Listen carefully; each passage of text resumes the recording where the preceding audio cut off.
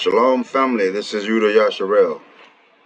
As promised, I'm back with part two of the real authors of the New Testament books. This is part two. Before I get started, let me explain something. Some of these things that you have heard me in part one say are harder to understand than you can imagine, so you will have to listen to that again. For example, the part that was said to that they wrote the Apocrypha. Okay, you have to really dissect this thing because instead of them writing the Apocrypha, they did the same thing in those books that they did in other books. Infiltration. They inserted certain things in there, which is why you have to be careful when you read in order to separate the facts from the fiction. And I just thought I would mention that because you can easily get a misunderstanding of what is being said. And this thing is so deep. I'm still working on breaking a lot of it down. So I may do another sequence, including the part one and part two, as I find more information. So with that being said, let's go into part two. The creation of the church. Some affirm that we say, let us do evil things, that good things may come.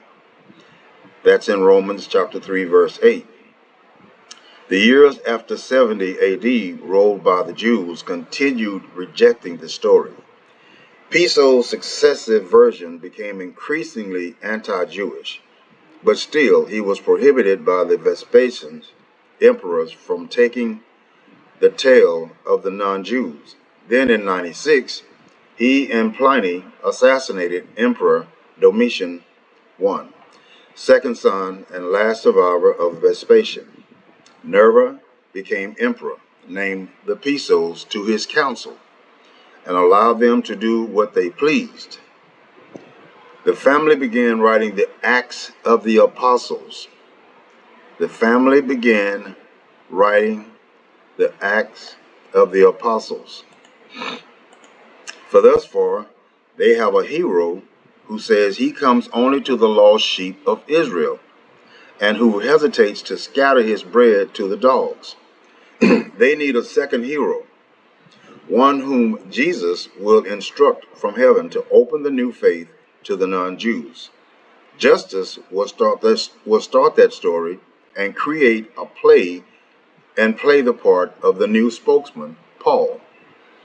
The vehicle for the transformation of Paul from persecutor to apostle is his remarkable vision, all in the story, which in turn rests on his experience in observing the stoning of Stephen. The robes of the witnesses to the stoning are even laid at Paul's feet, Acts chapter 7 and verse 58. The martyrdom of Stephen is posthumous, honor to Stephanus, the slave of Domitilla, Emperor Domitian's niece, who had helped kill the emperor in Rome just before the writing of Acts. He becomes the Gentile Stephen, whom the Jewish mob stones in Acts 7:58-59. But Acts does not state he died, but only that he fell asleep, Acts chapter 7 and verse 60. For he was in fact killed by Rome, those not involved in the plot who rushed in, presumably Domitian's bodyguards. 2 years later, in 98, Nerva dies and Trajan becomes emperor. He was married to Pompeia Plotana. Her true name is Claudia Phoebe. She was Piso's daughter. The family now ruled the world. Acts was soon finished, and the epistles were being written between 100 and 105 while they were writing the New Testament epistles and the Gospel of John. The Pisos were creating the embryonic church. Justus, his father Pliny, their family, friends, and their slaves traveled about Bithynia, Pontus, and the province of Asia, all in what is now as Asiatic Turkey. And according to Dio Cassius, LX, y'all can figure this out. The assassination was supervised by Parthenius. That name contains the letters plus, which was one of the names used to describe the Pisos. Parthenius used Maximus, which was Pliny's alias, and Stephanus as assassins also. Apollonius of Tyana, the fictional Piso, Jesus, mounted a rock at Ephesus and urged on Stephanus. And Domitian had lived 44 years, 10 months, and 26 days, and had reigned 15 years and 5 days. The numbers total 100 KP. Supra. She appears as our sister Phoebe in Romans chapter 16 and verse 1, as Claudia in 2 Timothy 4 and 21, and as Claudius Ephebus in 1 Clement. He appears as Pudens in 2 Timothy 4 and 21, the same verse as his wife, and as Fronto in Ignatius' epistle to the Ephesians, second Ephesians, I guess, their marriage. She as Claudia Rufina, and he as Pudens, is praised by Valerius Martial. Emperor Trajan's public name was Marcus Ulpius Nerva Trajan. Rearranging the letters of Ulpius produces one of his fictional names, Lupus. Greek cities and later Alexandria and elsewhere to create the churches and to gather the slaves and poor people into the new faith. As the public writings under Piso's names of Josephus, coupled with the synoptic gospels, are the method to find him as the creator of the Jesus story. So are the writings of Pliny, both the public and the private ones, the method to glimpse the creation of the church. From the letters of Pliny, one can unravel the members of the Piso family under their various pseudonyms and can notice the comings and goings of the family across Bithynia and the adjacent provinces. From the letters of St. Ignatius, which are also by Pliny, one can see him writing to various family members and friends as they start the first churches. So that's who started y'all's churches. Pliny created the first churches in Bithynia and Pontus, commencing about 100 AD.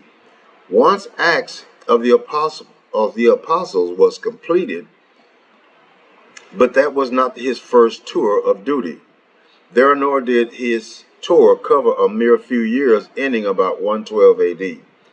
As is presumed from his public writings, he was in Pontus and Bithynia repeatedly between the years 85 and 112.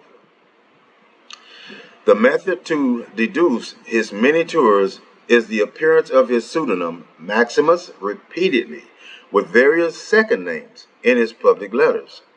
From his letters, he appears as Terentius Maximus, procreator for Emperor Domitian in Bithynia, and he was there even back in 85 and 86 as proconsul under the name Lapius Maximus. All the careers of various people named Maximus, each of which was Pliny, appear in his own public letters. This leads us to the source of the first name of Pontius Pilate. He, in fact, was named merely Pilate or Pilatos in Greek. He was only Pilate when Philo of Alexandria discussed him about the year 45 in his writings. He mentioned him only in connection with the incident of the shields. Pilate remained merely that in the first two Gospels, Matthew chapter 27 and Mark chapter 15, and only in Luke chapter 3 verse 1, does Pilate acquire the additional name Pontius. That was because in 85 and 90, Pliny was assisting Piso writing the third gospel, Luke. So Piso honored him by adding the name Pontius, which was a variant form of Pliny's province Pontus, to Pilate's name, for Pliny had already been serving a term as governor there. Later, twice more Pilate is called Pontius Pilate in Acts chapter 4:27, written after 96 by Justus. Then in 1 Timothy chapter 6 and verse 13, which Pliny himself wrote about 105 AD.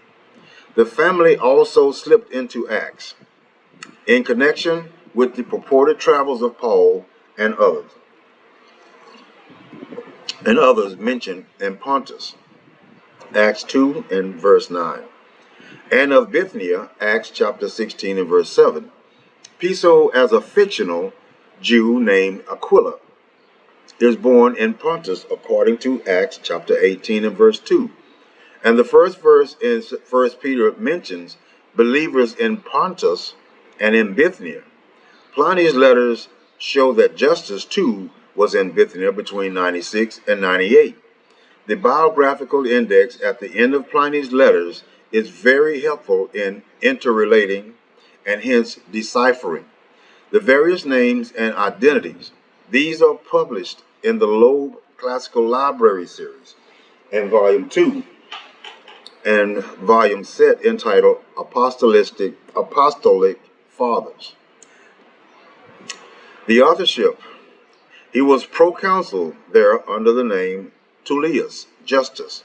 Piso also shows his presence in these provinces and also via Pliny's letters as Claudius Ariston, from form of Aristo. He was the leading citizen of Ephesus. That was the chief city of the province of Asia, located southwest of Bithynia, as Flavius Archippus, the philosopher. Piso had been honored by Emperor Domitian. The emperor commended him to Pliny, Lapius Maximus in Bithynia, and he ordered Pliny Terentius Maximus to buy him a farm near Prusa, and the people of Prusa voted him as Archippus a statue. Dio Chrysostom, Bithynian, orator, and philosopher, addressed the city assembly of this same Prusa in Bithynia, lauding Diodorus, but with equivocal meanings. Diodorus meant the gift of God, by which Dio meant Piso. So he's referring, when he says God, he's referring to Pisos. Starting shortly after the year 100, and as they were finishing Acts and writing the epistles, they were traveling about the provinces. They pretended to be present-day apostles and bishops, the successors of the apostles Paul and Peter, who they explained had lived and written a half-century before. Remember the backdating? While Pliny pretended he was Ignatius, Justus was Justinus, Julius was Clement of Rome, Proculus was Polycarp, and Julianus was Justus' son, was Papias. They were reading for the slaves and poor people who were the new believers. The Synoptic Gospels, Acts, and also the Pauline epistles, which they were just finishing, but they were explaining that these had been written back before the middle of the prior century. However, Christianity was not done in a corner, as the words attributed to Paul in Acts 26 and 26. The intelligent of that day, the literate and upper classes, both in Rome and in all the conquered provinces around the empire who profited from Rome's rule and supported it, knew what was occurring. About the time that Justus and his father Pliny were starting the first churches in Bithynia, Dio Chrysostom in Bithynia grumbled, "Surely you have noticed what some of our booksellers do, because they, knowing that old books are in demand, since better written and on better paper, bury the worst specimens of our day in grain in order that they may take on the same color as the old ones. And after returning the books into the bargain, they sell them as old. By the year 110, the New Testament, including the Pauline epistles, was substantially finished. All the books had been written except Revelation and Hebrews. These are references. These are all references y'all can go to. Stop the video, write this down, and go to Google and just pull these books up. There had been difficulty with some Roman writers. Valerius Martial, although using synonyms for the epistles, mocked and derided them, as he did most everyone else in Rome's aristocracy, other than Emperor Domitian. His closeness to the emperor permitted this, but after Trajan's accession in 98, Pliny graciously paid for Martial's passage back to his well-deserved retirement in his native land, Spain. Juvenal the Satirist, too, criticized the Piso under the various pseudonyms, of course, in his 16th satire, which is he addressed to Gallius, a form of Piso's pseudonym of Gallus. He grumbled at the privileges enjoyed by the Rome's legions. Later, the Piso's successors would truncate his writings, appropriately at the 60th line of his said 16th satire. Other writers were cooperative, for there was peril in non-cooperation. No one wrote unless he was permitted by the emperor. The latter and the aristocracy were the financial patrons of the writers. Thus, Statius, the poet, had written admiringly to the various members of the family during Domitian's reign. Later, after the year 100 AD, appeared the writings of Plutarch. Piso was his patron, and the family were his friends. He was not 100% convinced, but he was cautious. He wrote, after dinner, even Commonoon lettered people allow their thoughts to wander to other pleasures. They take up conundrums and riddles of the names and numbers game. The names and numbers game was called in Greek isocepha. The total values of a name letter was equated with the total letters of another name. That was precisely what the Pisos were doing with small numbering, and that is what Plutarch was hinting at. By the year 115 AD, the success of the Pisos' creation seemed assured. Thus far, only Josephus himself had dared to historicize Jesus, and that only in a brief paragraph. The Testimonium Flavianum in his Jewish Antiquities about the year 90, plus a brief mention of the purported death of Jesus' brother James. Of course, Philo of Alexandria, with the incident of the Rome shields, did not, nor could he make any mention of Jesus nor the Christian story. Now the family had other writers place Jesus and Christianity in prior history. First, the Pisos used a friend Cornelius Palma, the jurist, writing under the name Cornelius Tacitus between 115 and 120. He mentioned Christ and said he had founded the Christians and had been crucified by Pontius Pilate, and also detailed that Nero had caused Christians to be torn by dogs. So here's some more references for books. Then Suetonius Tranquillus, too, historicized Nero's persecution with the mere statement that punishment was inflicted on the Christians, a new and mischievous superstition. And elsewhere said that Emperor Claudius, who ruled 41 to 54, had expelled the Jews from Rome for constantly making disturbances at the instigation of Cretus. Suetonius was historicizing the story appearing in Acts of the Apostles that Claudius had commanded all the Jews to leave Rome. But perhaps he was hinting at the identity of him whom he was honoring with this account, for he deliberately this time misspelled the Christus name with an E instead of an I. Although he wrote in Latin, perhaps his intent was to make the spelling in Greek with the E total in small numbering, therefore 26, and hence the name as KP by the sequence system, instead of it being 22 if spelled normally as Christus. Suetonius cooperated perfectly, for his name was a pseudonym for his true name, Titus Antonius. He was Claudia Phoebe's eldest son and Piso's grandson. Piso had taken him into his home and reared him when his father Rufus died about the year 93. In the year 138, he would become emperor and then do further writings under his pseudonyms as church fathers. First, he wrote as Tatian. He said that the poor were enjoying Christian education gratuitously, or is that gratuitously? Okay. Thus, the family had instituted free Christian schools to assist them in converting the poor to the new faith, Christianity. The tranquil Antonius became Irenic when he created and wrote at St.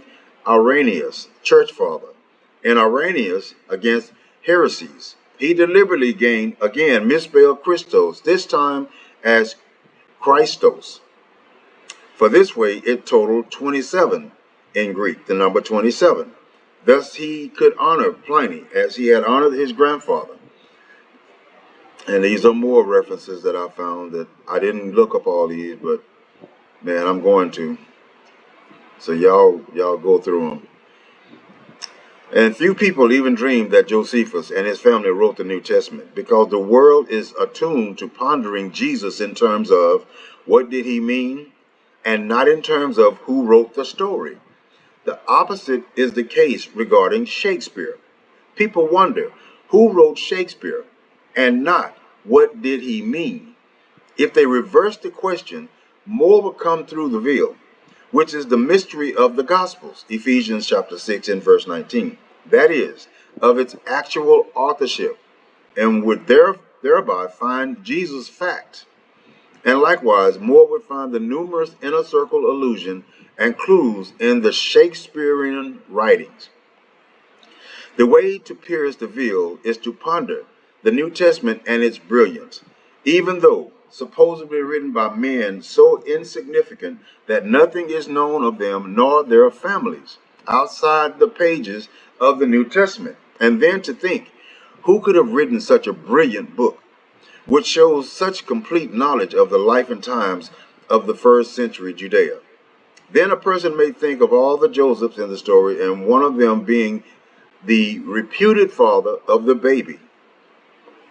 And if he has heard that writers have always written themselves into their stories, he may think of Josephus as the literary father of the baby and the creator of the story. Once he thinks of Josephus as the father of the baby and the story,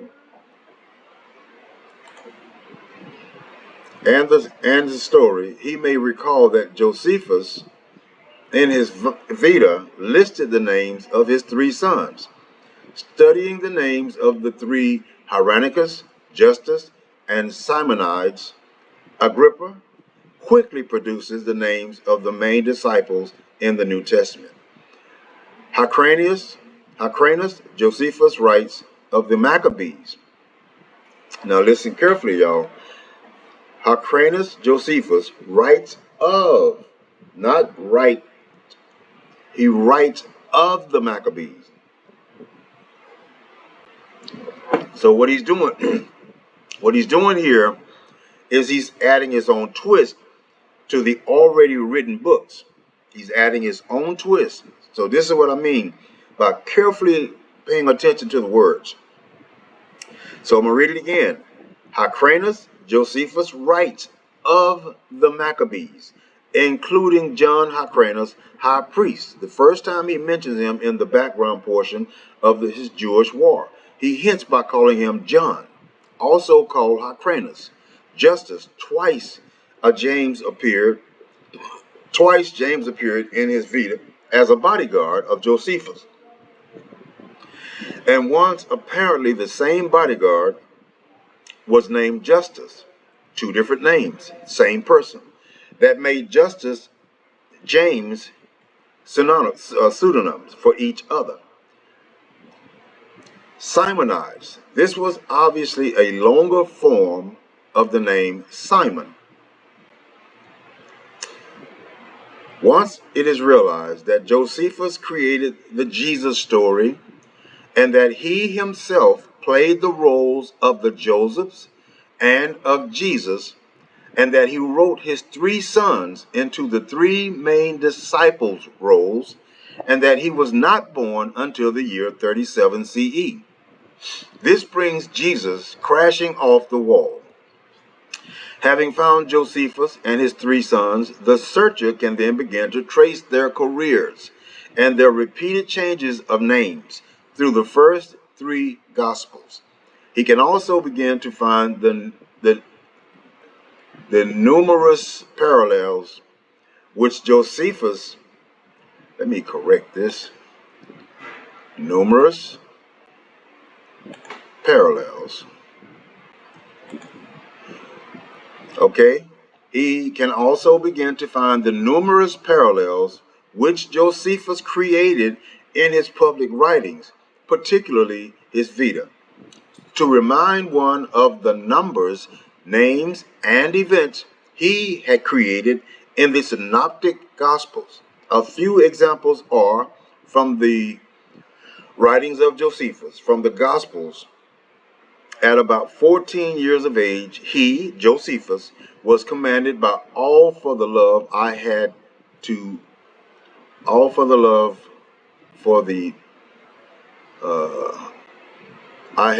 learning. Remember, y'all, I copied this straight from the book. When Jesus was 12 years old, his parents found him after 3 days in the temple, conversing with the teachers. Matthew 2 and 46. And also Matthew 2 and 12. Jews of Caesarea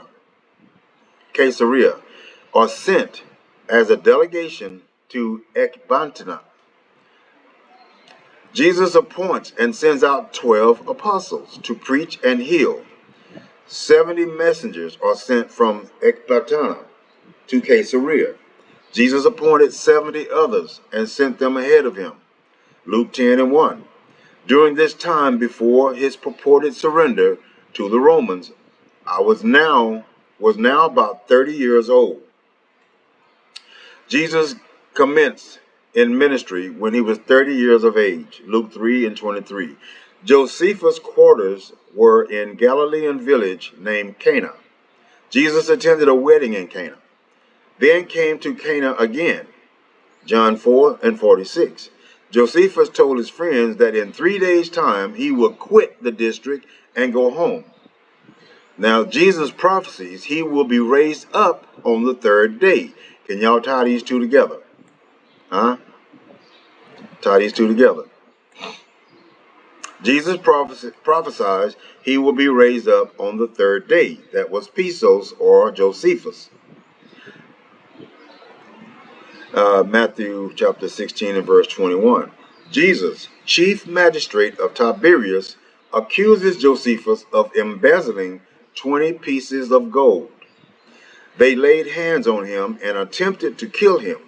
Judas goes to the priest and obtains 30 pieces of silver for betraying Jesus. Josephus notices 3 of his acquaintances had been crucified, so he entreats Titus to take them down. 2 of them die, but 1 recovers. 2 robbers were crucified on either side of Jesus. Y'all remember that story? Only Jesus rises. Having studied the first 3 Gospels, one then begins to read Acts of the Apostles and attempts to continue tracing Josephus and his sons. in their various literary alter egos through the story. But he encounters a problem. The names start to be Roman, and new people, not pseudonyms, of the family began to appear, such as Gaius, Secundus, Cornelius, and Timothy. So one must delve into Roman history and writings in search of more. Gospels of John was written by Fabius Justus. Gospel of John was written by Fabius Justus. Uh, soon he finds, well, the Gospel was written by Fabius Justus. Okay, so the Gospel of John was written by Fabius Justus. Soon he finds Pliny, the only Roman governor who is known to have allegedly persecuted Christians because he writes about doing so. Then when one reads Pliny's letters, he finds his dear friend is Fabius Justus. Immediately, the reader recalls this name, Justus, the same name, Justus, as that of Josephus' son. Pliny's wife is found to be Calpurnia, the granddaughter of Calpurnius, Fabatus. And Fabatus reminds one of Flavius and of its possible variant Fabius. By studying Pliny's letter further, the searcher finds Josephus appearing under various other names, such as Arius, Antonius, Titinius, Capito, Titinus Aristo, and Valerius, Polonius. He also sees Josephus' other sons appearing. And disciples, their true name. John is really Julius, and Simonus really Proculus. Pliny's letter introduced the family members, including Josephus' grandsons, under various names, and they also introduced the friends of Josephus and Pliny under actual names and pseudonyms. Then one can also begin to read the other Roman writers of that day, including historians Tacitus and Suetonius. They, too, supply hints and assorted pseudonyms of the various members of the family. Now the researcher is able to continue his deciphering of the true identities of the fictional characters in Acts and the epistles. And all of this information is in these books, y'all. These are actual books. And like I said in part one, some of them you can download on your online and read it in PDF. And some you'll probably have to buy. And if you have to buy them, I guarantee you they will not be cheap, because this is supposed to be hidden. And the way they wrote this is not the easiest thing to decipher. It's not the easiest thing to piece together. So I brought it to you the way I got it. The proof that Josephus was really Calpurnius Piso, for nothing is hidden except to be revealed, nor has anything been secret, but that it should come to light.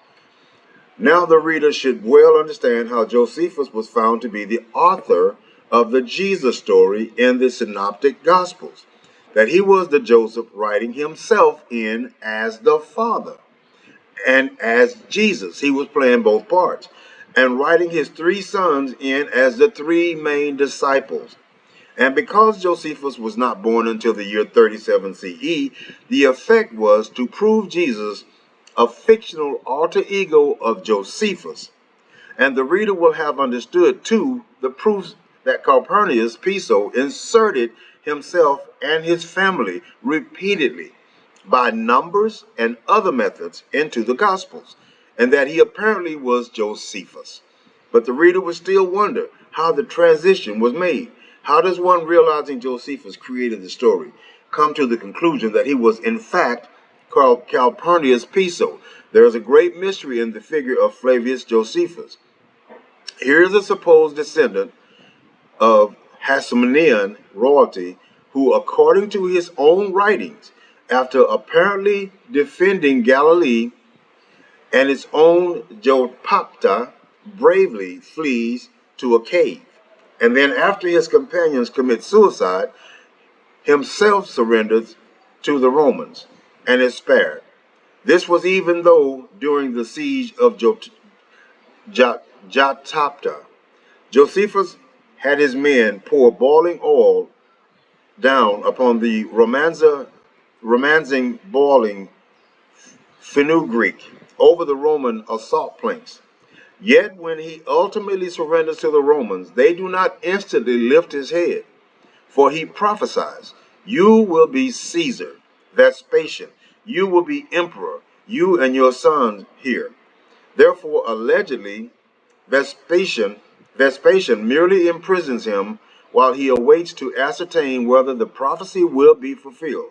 Then the emperor's house him for some 30 years. They put him up in a suite for 30 years in Rome, while he writes Jewish history books in addition to the gospel stories, and he marries his granddaughter, and his children are decipherable from Pliny's letters into the Roman aristocracy.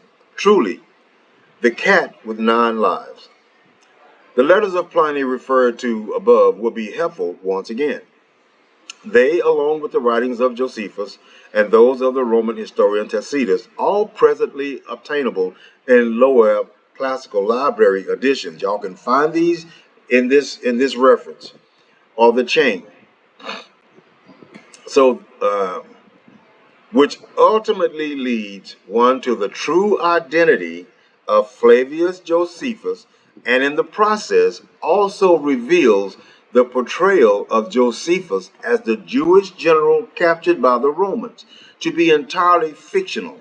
In Pliny's letter, that particular one of the various identities of Josephus in which he is Pliny's wife's grandfather is Calpurnius Fabatus, and soon we find the name Calpurnius again. In Josephus, the Jewish war, he inserted himself as Cestius Gallus when he was the Roman general who provoked the Jewish revolt, for he saw himself as Gallus, the priest of midwife of the new god he was creating. The priest or midwife of the new god he was creating, Jesus. Soon in the Jewish war, Cestius Gallus has an assistant, Cassius Gallus, commander of the 12th Legion, but he's still Gallus, that is, Josephus. Then Cassius Paetus appears as governor of Syria, but because he is still Cassius, he is still Josephus. Moreover, the name Paetus seems familiar. It had appeared in the writings of the Roman history Tacitus as Thracia Paetus, Stoic philosopher, killed by Emperor Nero about the year 65. In Tacitus, a few pages earlier, Nero also kills the leader of a group of conspirators who plot his life. The leader is named Calpurnius Piso. Somehow he seems to resemble Thracia Paetus. Could they be identical? Moreover, the name Calpurnius reminds one of Calpurnius Fabatus, which was Josephus' name in Pliny's letter when he was Pliny's wife's grandfather. At this point, the following steps quickly occur. One checks a Latin classical dictionary and finds the famous Calpurnius Piso family. From a Latin dictionary, one also finds the source of Piso's name as Pistar, meaning one who ground, or a miller or baker. He then thinks of the many allusions to the baker and is caught up on the trail of breadcrumbs. He thus realizes that Josephus was a Calpurnius Piso. The conspirator Calpurnius Piso of about the year 65 appears to have perished. In fact, and not merely in literature in Tacitus' annals books, but Tacitus explains that others of the conspirators are exiled or given immunity. These including Natalis Nativity, Natalis Nativity, Natalis Nativity, whom Tacitus described in as being the partner of Piso in all his secret councils. Likewise, Montanus the mountain is spread out of consideration for his father when Thracia Paetus is killed. One recalls that Josephus appeared in Judea a year later as Cestius Gallus. That references his Jewish War II page 499, 562, 563, and so forth. So either let us pass over to his creed, if it is the better, or let these seekers after a new world lose their chief and their instigator. Notice his wife's name was Satria, Gala. Removing S and T from Satria produces Aria, and the wife of Thracia Paetus was likewise Atria. Merely a variant spelling of Arius, Aria, could be spelled in the Greek style with one R or in Latin style with two R's. As Thracia Paetus family, see footnote 3 on same page 44 and 59. Then one realizes that Josephus was the son of the condemned conspirator Calpurnius Piso, and was himself also a Calpurnius Piso, and many others have themselves previously followed this same trail of breadcrumbs. This, then, is the method of learning that Josephus was really Calpurnius Piso. That is, unless one happens to be an evangelist and has already been so informed in seminary or by another evangelist, it now quickly becomes apparent that Josephus was not an expatriate Jew who created Christianity in order to subvert or improve Rome. Rather, he was a Roman who was Jewish only technically, because his Roman father had married a descendant of Herod's. His actions were in order to spread the power of Rome, and particularly of his own Calpurnius Piso family. Thinking of Josephus as a Roman and not as a Jew, one then realized his native language was not Hebrew nor Aramaic, but Latin and Greek. One begins to think of those various numbers used by him in his writings in terms of code in the Greek language. Then, if he begins to work through the Greek alphabet, he finds the various numerical equivalents of the letters, and ultimately he may unravel Piso's various numerical code system. And it's not easy to do, y'all. I can tell you that right now. So the inner circle, for now we see yet in a mirror, in a riddle, but then face to face. 1 Corinthians 13 and 12. His knowledge has always been the plaything of the non-Jewish intellectual, theological, and political establishments of the world, who have always used it for population control. What are they doing today, y'all? What are they doing today?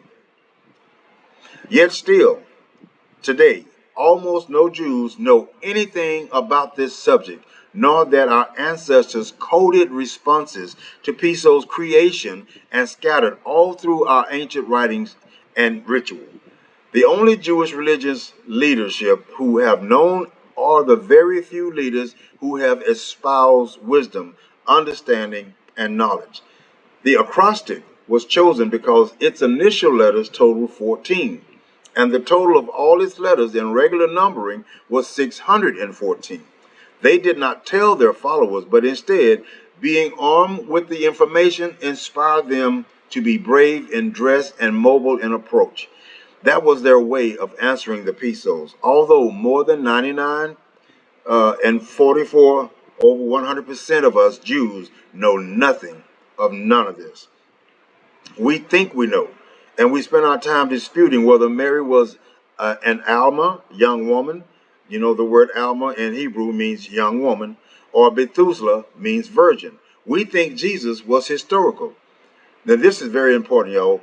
Let me read this again. Although more than 99 and a quarter, half 99.5% of us Jews know nothing of any of this, we think we know, and we spend our time disputing whether Mary was a young woman or a virgin. Is that not true? We think Jesus was historical, that he was a reformer who ran afoul Roman power and was crucified by it, and that later Paul convinced non-Jews that he was divine. We fear to read the New Testament for dread it will jump up and bite us in the nose. And because of our tradition discourages reading it. whereas studying it and pondering its authorship is the first step to deciphering the mystery of the gospel. However, in those days, Jews, and particularly their rabbis and leaders, knew what the Pesos was doing. All three Jewish revolts against Rome occurred because of the efforts of the Pesos through Roman power to impose Christianity on the Jews. They were trying to force this new religion, this new book they had created, this Jesus, this new God. They were trying to push this on the Jews, the true Jews. This is what caused the revolt. This is why the Jews rose up to fight against it, although they were overcome later. But this is telling you that all of this fake stuff, they tried to push it onto the Jews in a way. This was a weapon. This book was a weapon. And it was a way of controlling the Jews because the Jews were a force to be reckoned with. Although today very few Jews, except particularly Hebrew Christians who are evangelists, know anything about this. Yet in that day, the Jewish leadership, they well knew. Their own code responses were scattered all through the Jewish writings of that day and some centuries later in tales, prayers, ritual, and folklore. For Jewish scholars created their own equivalent of Peso's code system and used them with which to answer him. So they were actually speaking in code, these numbers, small numbers and other such. With their code, they referred to his code and to instances of his use of it. They showed they knew what he and his family were doing. They responded back to Piso in code, letting him know, we see what you're doing. So, where was I? And they expressed their determination that they and their people not be taken in.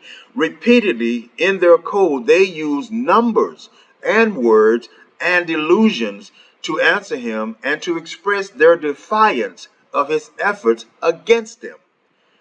So you can clearly see the book was written to be used against the true Jews. But all this has centuries been unknown to almost all the Jews. They were forced to resort to code. The Pesos, through the imperial power, were using the new faith deliberately as their instrument of control of the masses. People, today, that same book is used to control the masses, mainly us.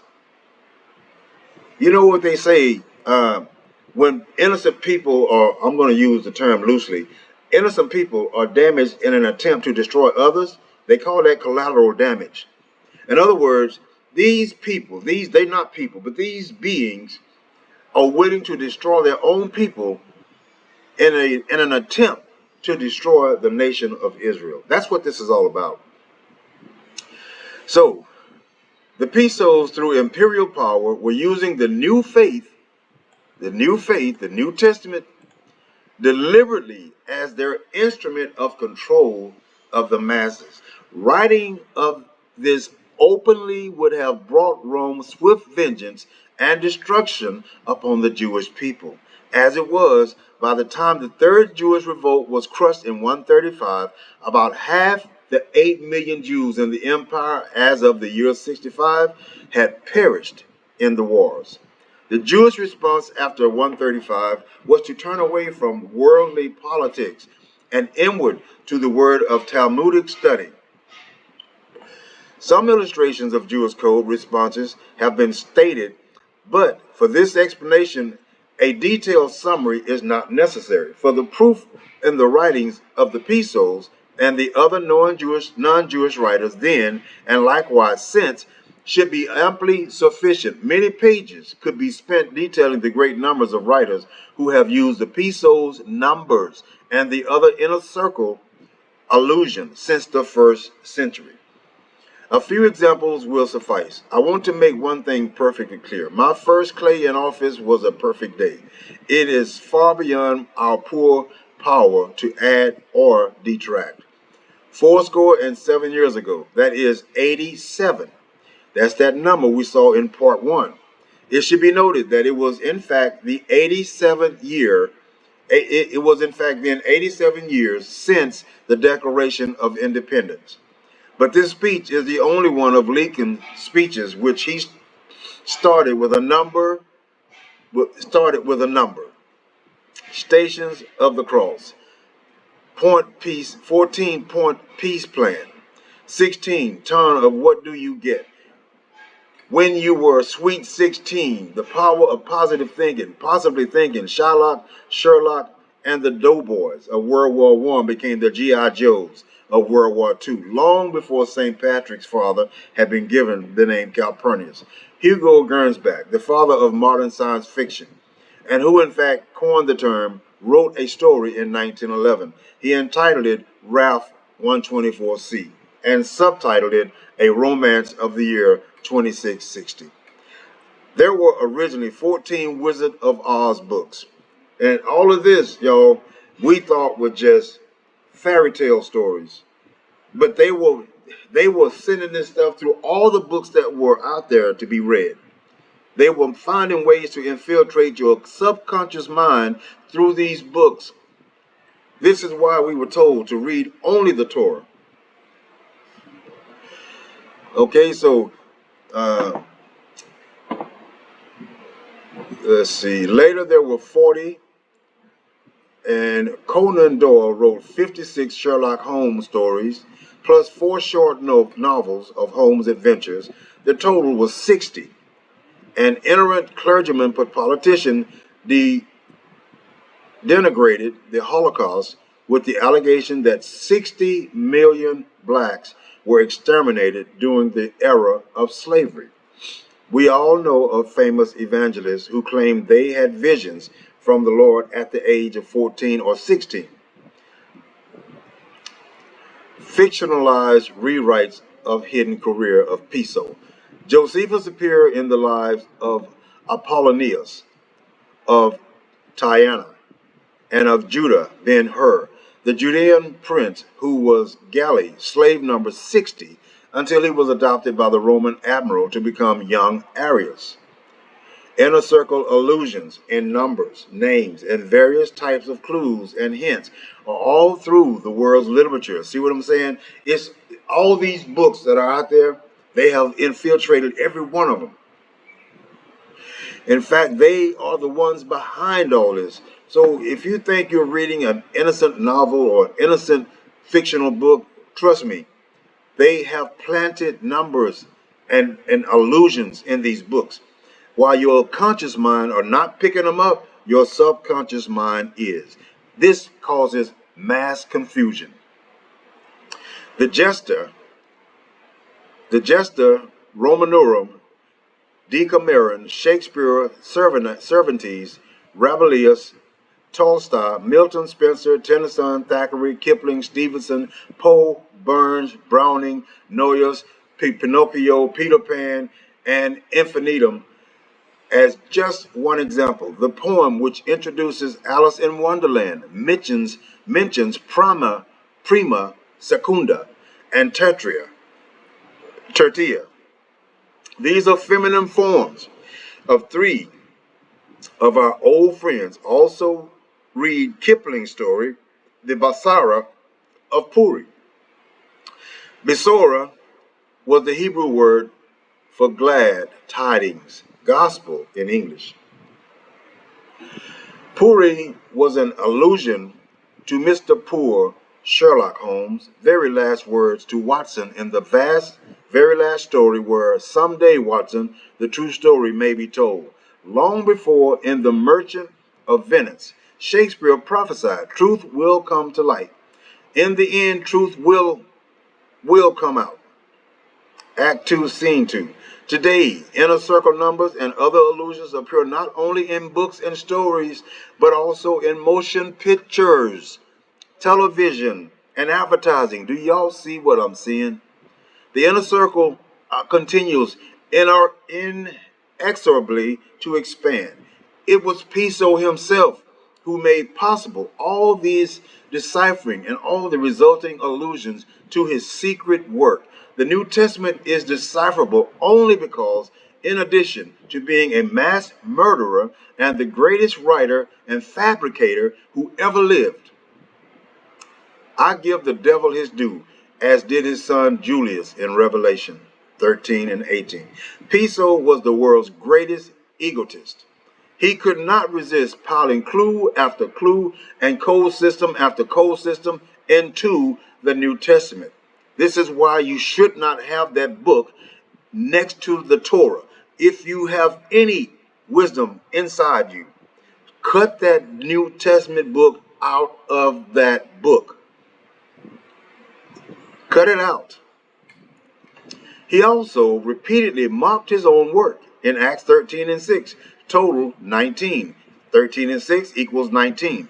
He and Justus inserted a false prophet named Bar Jesus, son of Jesus, i.e. Justus, in 2 Corinthians chapter 12, verse 16.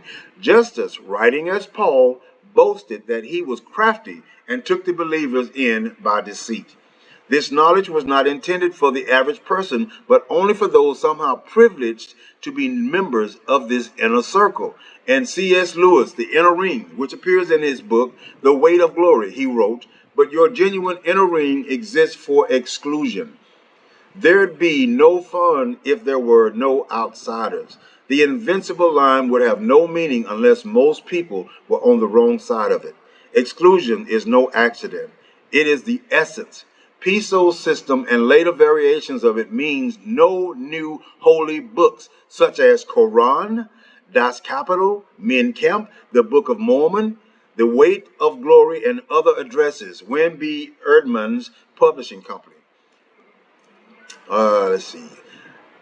Calpurnius Piso additionally created the lineage of the tribe of Joseph. He has always been the ideal method with which to control the people. His family and friends were Stoics until they created Christianity and changed into the church fathers. Stoics believe that people are motivated by and controllable through fear and hope. What does America do today, y'all? When they want to do something, they first cause fear in the people. And after they cause all this fear in the people are now willing to give up certain rights out of fear, which is why the Most High says, do not fear. Piso's creation continued that method. Always the Jews have been available as a repeated scapegoat for those who led or wished to lead the common folk, just as Piso himself made the Jews the scapegoat forevermore in his story, because their ancestors refused to accept it. His blood be on us and on our children. Matthew 27 and 25. Those Christians, certainly not loving Christians by today's standards, who have been professional Jew haters, have loved using inner circle illusions when spreading hatred against Jews. The tall pointed hat which medieval Jews were forced to wear was called the cornolum pallium, because the initials were CP. The wandering Jew in Christian folklore was named sometimes Joseph or Josephus Cartaphilus, for it contained the letters rearranged of Carpus, and this name had the initials JC. And it's also contained the rearranged letters of the name Arius. Nazi Joseph Goebbels in 1935 said, "Jewry must perish," has been our battle cry for the last 14 years. When Hitler launched Kristallnacht, what is this? Okay, I think this is how it's spelled. Kristallnacht. The Nazis then announced that only 36 Jews had been killed and 36 injured. Read Encyclopedia Britannica on anti-Semitism.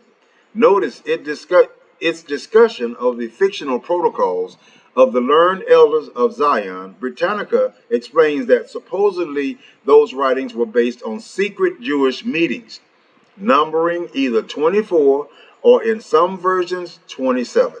Y'all remember these numbers were important in the first part of this lesson. These were Jesus, Josephus, and Pliny.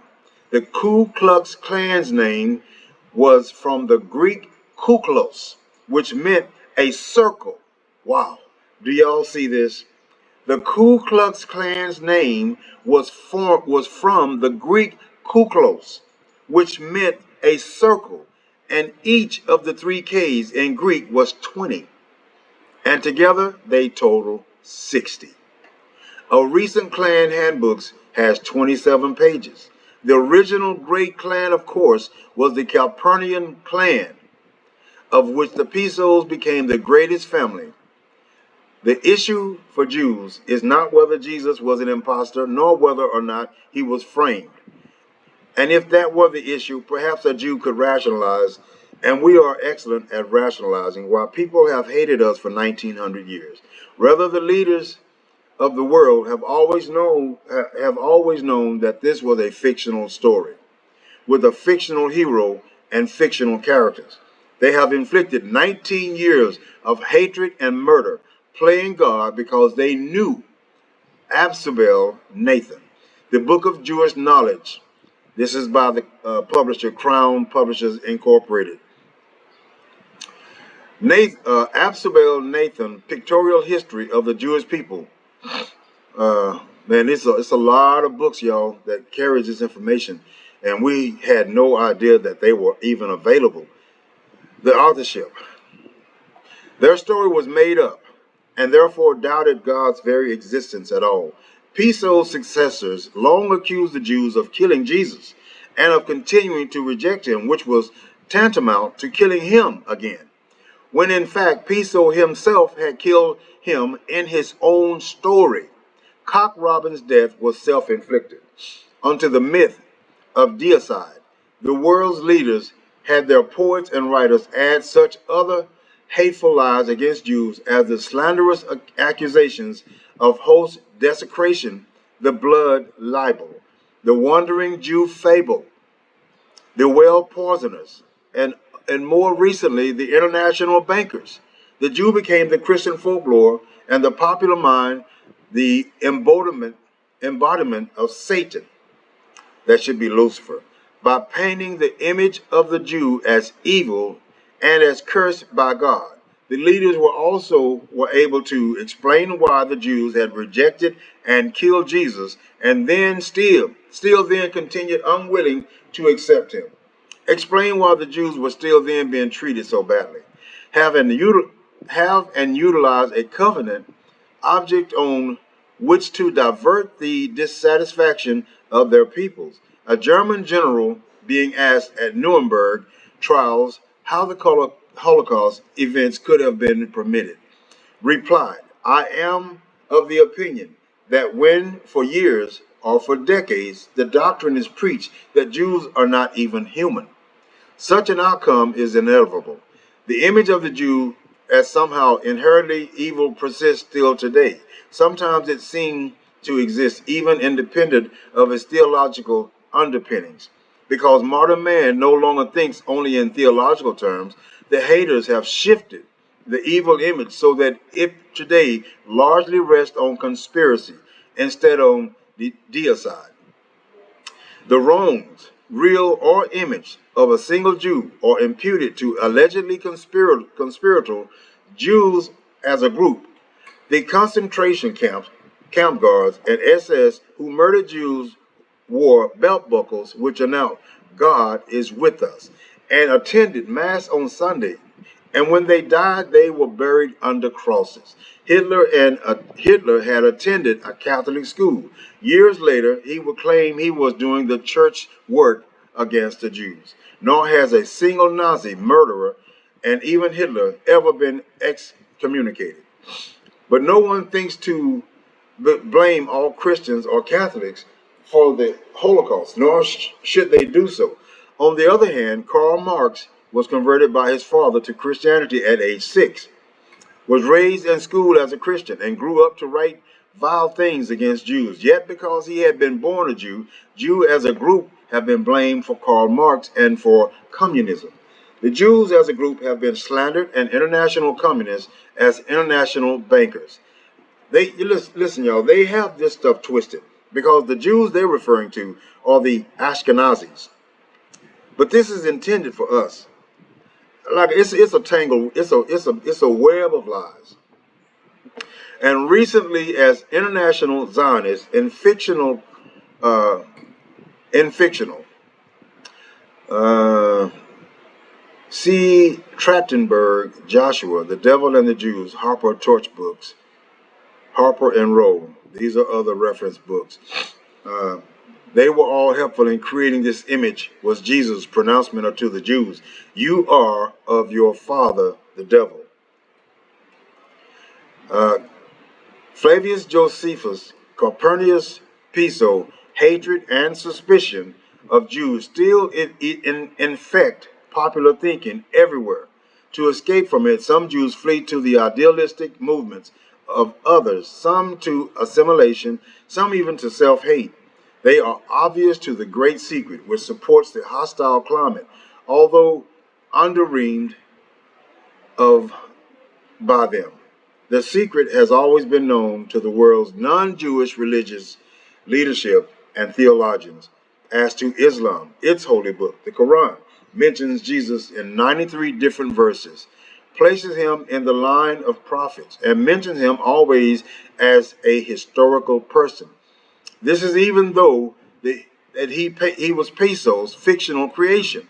The Quran Surah, chapter 28, makes Pharaoh's prime minister at the time Moses, Haman, Surah, makes the husband of Mary, Jesus' mother, Amram, in the Bible. Amram was actually Moses' father. Again, Surah makes Mary Jesus' mother, also the sister of Aaron, who in fact was Moses' brother. This confusion, which made Jesus' mother also Moses' sister, was, if not inner circle hinting, obviously erroneous. However, there are indications that the founders of Islam too had inner circle knowledge.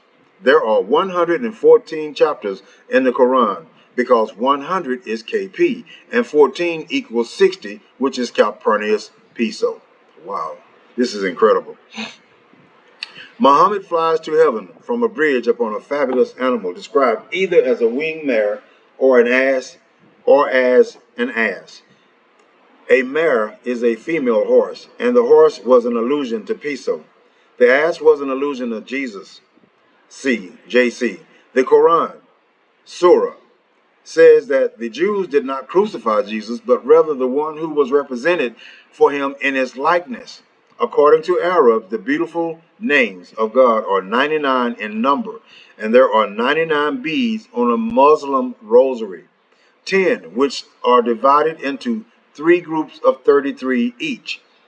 When the Catholic Church at Vatican II was debating to what degree it should be exonerant, the Jews of the charge of decide, President Nasser of Egypt sent to the church a manuscript arguing against the exoneration. The manuscript was 600 pages in length. As to the communists, Karl Marx was a student of Bruno Bauer in a Berlin university.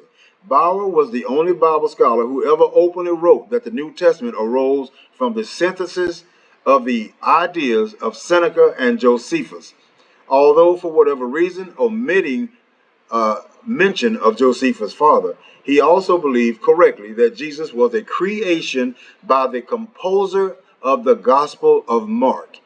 Parinda Jeffrey, Jesus in the Quran, Oxford University Press, New York. And skipping down, Schweitzer Albert, The Quest of the Historical Jesus.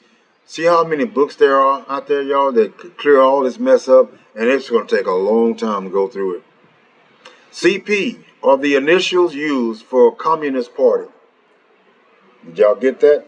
Calpurnius Piso, CP, Communist Party.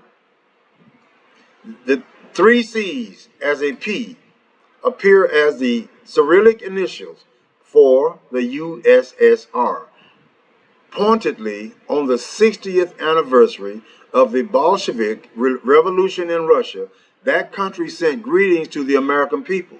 It also mentioned, in boasting of the accomplishment of Soviet medicine, that a woman had been received after appearing for 24 hours to have been dead. Today, some of our Jewish brethren who were formerly atheists have found Jesus, and they too have gone into the evangelism business. Messianic Judaism, the great balloon hoax of the 1970s, knows much of this information. Jews are being lured from their own religion by people for money and ego, and because the enticers do not believe, as Piso himself did not believe in God. Otherwise, they could not peddle what they know is not true.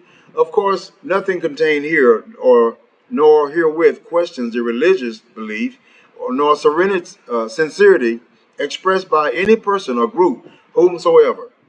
Needless to say, you should be careful with this information, for the world does indeed need Jesus, that is the Christian Bible, and belief therein, until that far day when mankind shall have progressed to a higher level to conduct than anything in the foreseeable future, until all the sons of Bozar or Bezerah will call upon God's name. Piso himself teased that there is nothing covered that will not be revealed, and hidden that will not be known.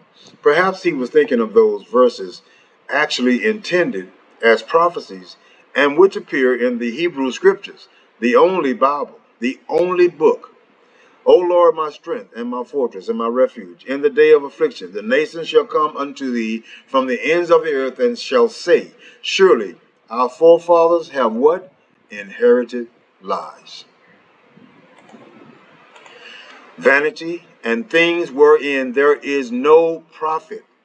Shall a man make gods unto himself?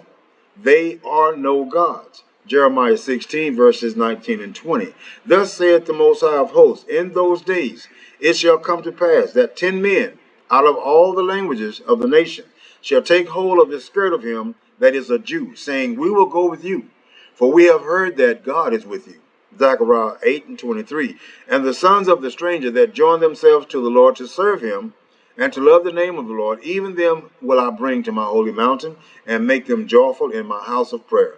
For my house shall be called a house of prayer for all the nations. Isaiah 56, verse 6 through 7.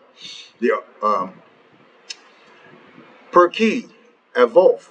Since Piso's day, each few centuries have seen repeated holocausts against Jews, and herein possibly lies in meaning from the recent Holocaust. Jews can only be free of Piso's story and of the anti-Semitism it has fostered when they acquire positive perception, insight into the creation of Christianity.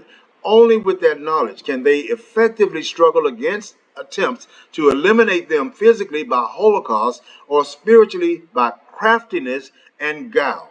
2 Corinthians chapter 2, verse 16, as the Chazal totaled the commandments at 613. Remember, there are 613 laws in the Torah.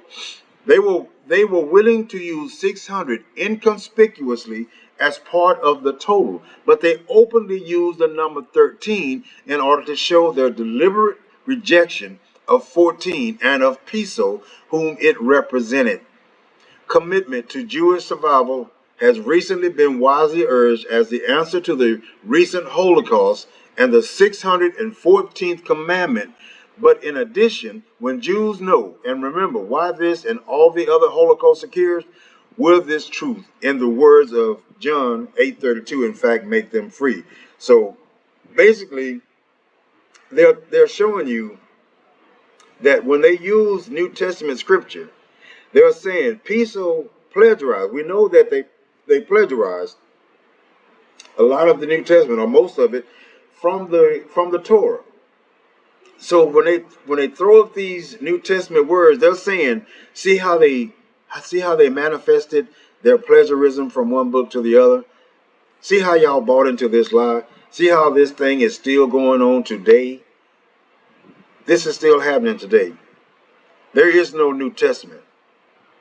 Piso's story, the man who invented Jesus. If you take Jesus out of the New Testament, it completely breaks the New Testament into pieces. because Jesus is the backbone of that book. That is not a divinely written book. It was not authorized by the Most High. It is an infiltration for the masses. And when they say masses, they're talking about us people. They're not talking about them, but they don't care about destroying their own people. They have nothing to lose. The Most High says he's only the God of Israel. They are not Israel. So they have nothing to lose. There is so much I wish I could say about this, but I'm going to end here.